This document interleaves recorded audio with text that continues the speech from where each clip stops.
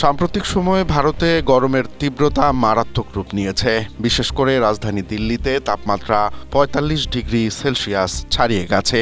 শুধু দিনেই নয়, রাতের তাপমাত্রাও রেকর্ড ৩১.৯ ডিগ্রি সেলসিয়াসে পৌঁছেছে। এই তীব্র দাবদাহের কারণে উত্তর, মধ্য ও পূর্ব ভারতের সাধারণ মানুষের জীবন অতিষ্ঠ হয়ে উঠেছে। পরিস্থিতি সামাল দিতে দিল্লি সরকার পথচারী ও খেটে খাওয়া মানুষের জন্য জরুরি কুলিং জোন বা ঠান্ডা করার এলাকা তৈরি করেছে। সেখানে ফ্যান, কুলার এবং ডিহাইড্রেশন রোধে খাবার, স্যালাইনের ব্যবস্থা রাখা হয়েছে।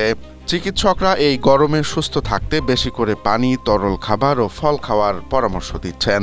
আবহাওয়াবিদদের মতে, জলবায়ু পরিবর্তনের কারণেই গ্রীষ্মের শুরুতেই এমন চরম আবহাওয়া দেখা যাচ্ছে।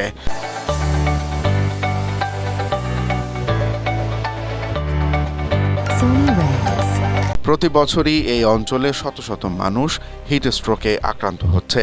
ভারতের আবহাওয়া দপ্তর জানিয়েছে, আগামী কয়েকদিন এই গরম আরও বাড়তে পারে, যা জনস্বাস্থ্যের জন্য বড় ঝুঁকি তৈরি করছে।